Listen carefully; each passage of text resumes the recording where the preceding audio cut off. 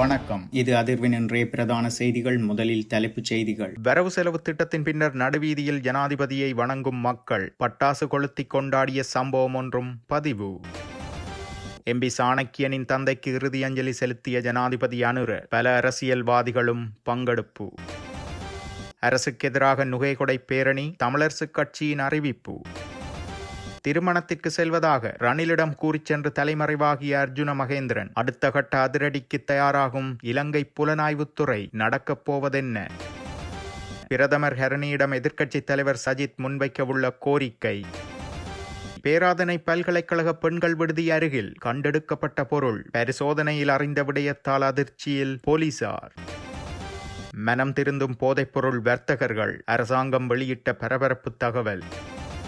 கட்டுக்கட்டாக கோடிக்கணக்கான பணத்துடன் சிக்கிய குழு. சிக்க வைத்த ரகசிய தகவல் என்ன? காரினுள் காவிச் செல்லும் வாளங்கே? அர்ச்சுனாவின் பதில். இது சேனலை லைக் மற்றும் சப்ஸ்கிரைப் செய்து கொள்ளுங்கள். இனி தொடர்பான விரிவான செய்திகள். இலங்கை வரலாற்றில் மிகப்பெரிய நிதி மோசடிகளில் ஒன்றாக கருதப்படும் மத்திய வங்கி பிணைமுறி சம்பவத்தில் குற்றஞ்சாட்டப்பட்டுள்ள முன்னாள் மத்திய வங்கி தலைவர் அர்ஜுன மகேந்திரனை இலங்கைக்கு நாடு கடத்தும் சட்ட நடவடிக்கை ஒரு முக்கிய கட்டத்தை எட்டியுள்ளது. லஞ்சம் அல்லது ஊழல் குற்றச்சாட்டுகள் ஆணையத்தால் தாக்கல் செய்யப்பட்ட புகாரின்படி கொழும்பு தலைமை நீதவான் கடந்த ஆகஸ்ட் 23 இம்மாதம் 26 நீதிமன்றத்தில் அவரை ஆஜராக உத்தரவிட்டார். எனினும் அர்ஜுன மகேந்திரன் அந்த நீதிமன்ற உத்தரவுக்கு இன்னும் பதிலளிக்கவில்லை. அதன்படி அவரை நாட்டிற்கு திரும்பி அனுப்புவதற்காக அடுத்த கட்டமாக சர்வதேச போலீஸ் பிடியாணையை பிறப்பிக்க தேவையான அறிக்கையை குற்றப்புலனாய்வுத்துறை தாமதமின்றி நீதிமன்றத்தில் சமர்ப்பிக்க தயாராகி வருவதாக தெரிவிக்கப்படுகிறது. லஞ்சம் மற்றும் ஊழல் ஒழிப்பு ஆணையத்தின் இயக்குனர் ஜெனரல் ரங்க திசாநாயக்க அர்ஜுன மகேந்திரனுக்கு நாட்டை விட்டு வெளியேற வாய்ப்பு வழங்கப்பட்டதாக சில தரப்பினர் குற்றஞ்சாட்டியதன் பின்னணியில் இந்த சட்ட நடவடிக்கை மிகவும் முக்கியமானதாக கருதப்படுகிறது. அர்ஜுன மகேந்திரனுக்கு எதிரான சட்டத்தை கடுமையாக அமுல்படுத்த லஞ்ச ஆணையம் செயற்பட்டு வருவதும் குறிப்பிடத்தக்கது.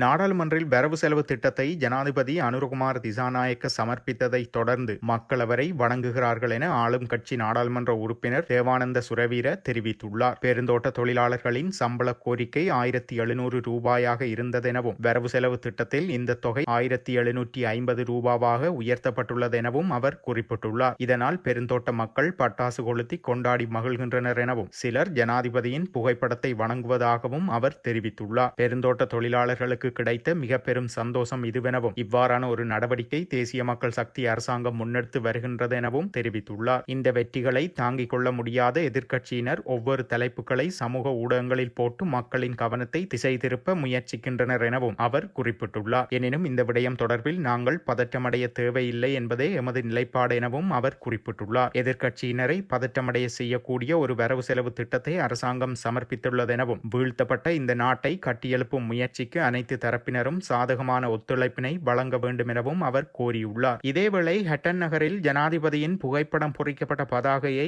நபர் ஒருவர் வணங்கும் காணொளி சமூக ஊடகங்களில் பகிரப்பட்டு வருகிறது. ஹட்டன் நகர அபிவிருத்திக்காக 500 மில்லியன் ரூபாய் வரவு செலவு திட்டத்தில் ஒதுக்கீடு செய்ததாக ஜனாதிபதி அறிவித்திருந்தார். இந்த நடவடிக்கையை வரவேற்கும் வகையில் ஹட்டன் நகர மணிக்கூட்டு கோபுரத்தின் அருகாமையில் ஜனாதிபதியை வாழ்த்தி பதாகைகள் வைக்கப்பட்டுள்ளன. குறிப்பாக இந்த இடத்தில் பட்டாசு கொளுத்தி தங்கள் மகிழ்ச்சியை சிலர் வெளிப்படுத்தியிருந்தனர். இதன்போது ஒருவர் ஜனாதிபதியின் புகைப்படம் பொறிக்கப்பட்ட பதாகையை வீழ்ந்து வணங்கும் காட்சிகளை இவ்வாறு சமூக ஊடகங்களில் பகிரப்பட்டு வருகிறது. இதேவேளை இலங்கை தமிழரசுக் கட்சியின் மட்டக்களப்பு மாவட்ட நாடாளுமன்ற உறுப்பினர் ரா சாணக்கியனின் தந்தையின் இறுதி அஞ்சலிக்காக ஜனாதிபதி உட்பட ஆளுங்கட்சி எதிர்க்கட்சி நாடாளுமன்ற உறுப்பினர்கள் பொருளையில் உள்ள தனியார் மலர்ச்சாலை அஞ்சலிக்காக வருகை தந்திருந்தனர். இதன்போது இலங்கை தமிழரசுக் கட்சியின் வட்டார குழு உறுப்பினர்களால் கட்சி கொடி போர்க்கப்பட்டமையும் குறிப்பிடத்தக்கது. இதன்போது இலங்கை தமிழரசுக் கட்சியின் செயலாளர் ஜனாதிபதி சட்டத்தரணி எம்.ஏ. சுமந்திரன் மற்றும் கட்சியின் மூத்த உறுப்பினர்கள் ஆதரவாளர்கள் முக்கியஸ்தர்கள் என பலரும் கலந்து கொண்டு அஞ்சலி செலுத்தியிருந்தனர்.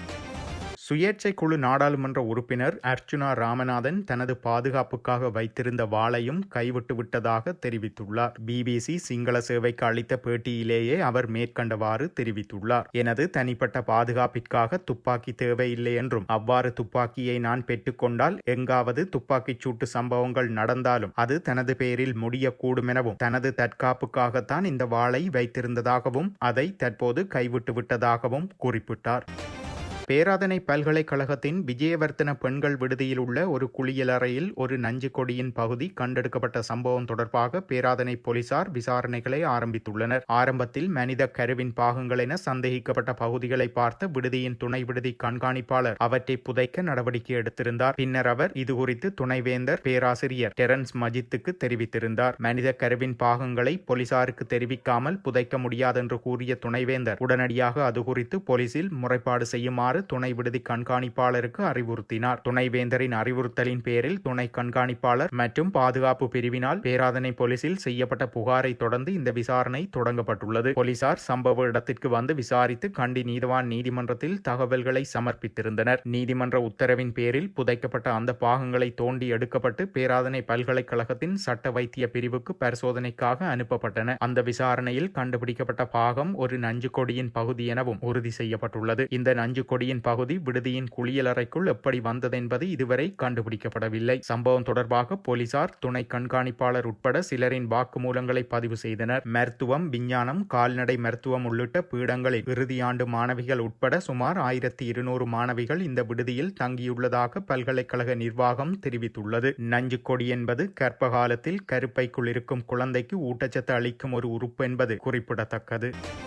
மத்திய கிழக்கு நாடுகளில் தலைமறைவாக வாழ்ந்து வரும் இலங்கையை சேர்ந்த போதைப்பொருள் வர்த்தகர்கள் பலர் மனம் திருந்தி புதிய வாழ்க்கையை தொடர விரும்புவதாக அரசாங்கம் தெரிவித்துள்ளது. பொது பாதுகாப்பு அமைச்சர் ஆனந்த விஜயபால இந்த தகவலை ஊடகங்களுக்கு தெரிவித்துள்ளார். துபாயில் வசித்து வரும் 7 போதைப்பொருள் வர்த்தகர்கள் இவ்வாறு தொலைபேசி அழைப்புகள் மூலம் அரசாங்கத்திடம் இந்த கோரிக்கையை முன்வைத்தனர் என அவர் தெரிவித்துள்ளார். போதைப்பொருள் வர்த்தகத்தில் இருந்து விலகி நல்ல வாழ்க்கை வாழ்வதற்கு விரும்புவதாக அவர்கள் தெரிவித்துள்ளதாகவும் இதற்கு தமக்கு ஒரு சந்தர்ப்பத்தை வழங்குமாறு அவர்கள் கோரியதாகவும் அமைச்சர் தெரிவித்துள்ளார். மேலும் இவ்வாறு மனம் திருந்தி குற்றச் செயல்களை கைவிட்டு சமூகத்தில் நட்பிரஜைகளாக வாழ்வதற்கு பல குற்ற கும்பல்களை சேர்ந்தவர்கள் விரும்புவதாக தொடர்பு ஏற்படுத்தியவர்கள் கூறியுள்ளனர் என அவர் தெரிவித்துள்ளார். அரசாங்கத்திடம் சரணடைந்து புதிய வாழ்க்கையை தொடர விரும்புவதாக அவர்கள் குறிப்பிடுகின்றனர் எனவும் அவர் கூறியுள்ளார். இந்த கோரிக்கைகள் தொடர்பில் சாதகமான கோணத்தில் அரசாங்கம் கவனம் செலுத்தும் எனவும் தற்போதைக்கு அரசாங்கம் எவ்வாறான இறுதி தீர்மானம் எடுக்கும் என்பது குறித்து கருத்துக்களை வெளியிட முடியாதெனவும் அமைச்சர் கூறியுள்ளார்.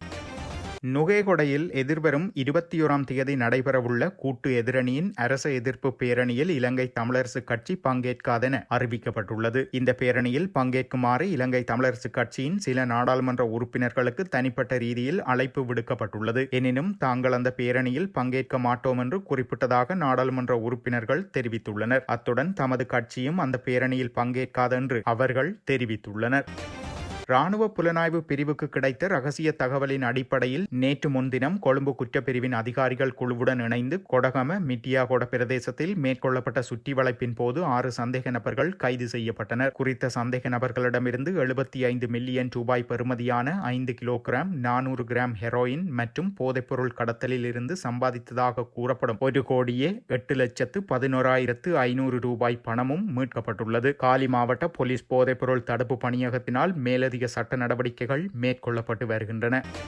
மாகாண சபை தேர்தலை நடத்தும் விதம் பற்றி ஆராய்ந்து இணக்கப்பாடொன்றை எட்டுவதற்காக அனைத்து கட்சி கூட்டத்தை கூட்டுமாறு பிரதமர் ஹரணி அமரசூரியவிடம் எதிர்க்கட்சி தலைவர் கோரிக்கை விடுக்கவுள்ளார் என தெரிவிக்கப்படுகிறது. இது தொடர்பில் பிரதமருக்கு இன்றைய தினம் எழுத்து மூலம் தெரியப்படுத்த உள்ளதாகவும் எதிர்க்கட்சி தலைவர் அலுவலக வட்டாரங்கள் கூறுகின்றன. மாகாண சபை தேர்தலை நடத்துவதற்கு வரவு செலவு திட்டத்தில் நிதி ஒதுக்கப்பட்டுள்ளதெனவும் எந்த முறைமையின் கீழ் தேர்தலை நடத்த வேண்டும் என நாடாளுமன்றமே தீர்மானிக்க வேண்டும் எனவும் ஜனாதிபதி அனுரகுமார் திசாநாயக்க பாதுகாப்பு உரையின் போது குறிப்பிட்டிருந்தார். கட்சித் தலைவர்கள் கூடி பொருத்தமான முறைமை தொடர்பில் தீர்மானம் எடுத்தால் அதற்கமைய தேர்தலை நடத்த முடியும் எனவும் ஜனாதிபதி கூறியிருந்தார். இந்த நிலையிலேயே நாடாளுமன்றத்தை பிரதிநிதித்துவப்படுத்தும் கட்சிகளின் தலைவர்கள் கூட்டத்தை கூட்டுமாறு பிரதமரிடம் எதிர்க்கட்சி தலைவர் கோரிக்கை விடுக்கவுள்ளார் என தெரிவிக்கப்படுகிறது. இத்துடன் செய்திகள் நிறைவடைகின்றன. மறக்காமல் அதிர்வு சேனலை லைக் மற்றும் சப்ஸ்கிரைப் செய்து கொள்ளுங்கள்.